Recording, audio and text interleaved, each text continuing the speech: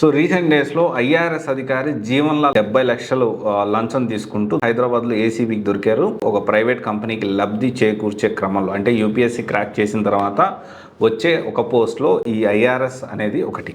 Okay, so దీనికి సంబంధించి ఒక ప్రైవేట్ కంపెనీకి లబ్ధి చేకూర్చే విధంగా లంచం డిమాండ్ చేసినట్టు అధికారుల విచారణలో తేలింది.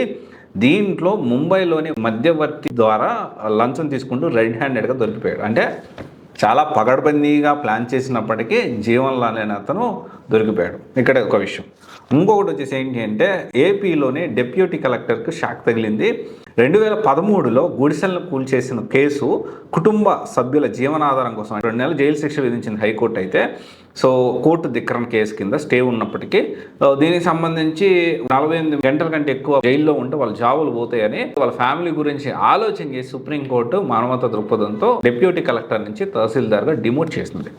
సో నేను ఒకటే చెప్పొచ్చేది ఏంటి అంటే, యూపీఎస్సీ ర్యాంక్ వచ్చాక మనం ఇప్పుడు చూస్తున్నాం సీనియర్ ఐఏఎస్ అధికారి శ్రీలక్ష్మి పరిస్థితి ఎట్లుంది మన ఆంధ్రలో అనేది. తర్వాత ఇంకా మన లేటెస్ట్ ఎగ్జాంపుల్స్ కూడా ఉన్నాయి. విశాల్ మున్ని గారు కానీ, లేకపోతే ఇంకా చాలా మందిని మనం చూస్తున్నాం. ఒకటే విషయం ఏం చెప్పదలుచుకున్నానంటే, మనం ఎప్పుడైనా కానీ యూపీఎస్సీ ర్యాంక్ వచ్చిన తర్వాత ఒక రెస్పాన్సిబిలిటీ తోటి ఉండాల్సిన అవసరం ఉంది.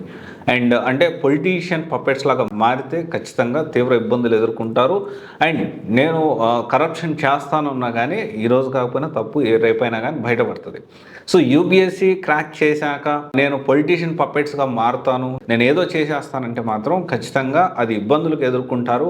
నేను ఒకటే చెప్పదలుచుకున్నా ఏంటి అంటే, యూపీఎస్సీ క్రాక్ చేసిన తర్వాత ఫస్ట్ మీరు గుర్తుపెట్టుకోండి, మీరు ఒక పబ్లిక్ సర్వెంట్, ప్రజలకు సేవ చేయడానికి కష్టపడి సాధించిన ఒక పదవి అది.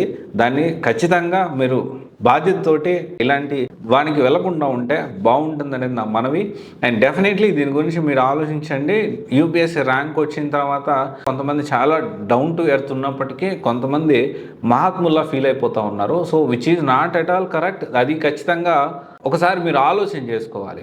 జాగ్రత్తగా ఉండండి. నాకు చాలా మంది తెలిసిన వాళ్ళు ఉన్నారు, ర్యాంక్ వచ్చిన తర్వాత చాలా డౌన్ టు ఎర్త్, అంటే నిజంగా బ్రో అని పిలుస్తూ ఉంటారు. వాస్తవానికి వాళ్ళు వెళ్ళిన స్థాయికి, వాళ్ళు రీచ్ అయిన స్థాయికి ఖచ్చితంగా చాలా గ్రేటెస్ట్ అచీవ్మెంట్ వాళ్ళు చేసినప్పటికీ మనిషిగా గౌరవిస్తున్నారు. చాలామంది తెలిసిన వాళ్ళు బ్రో అని చాలా ప్రేమతో పిలుస్తూ ఉంటారు.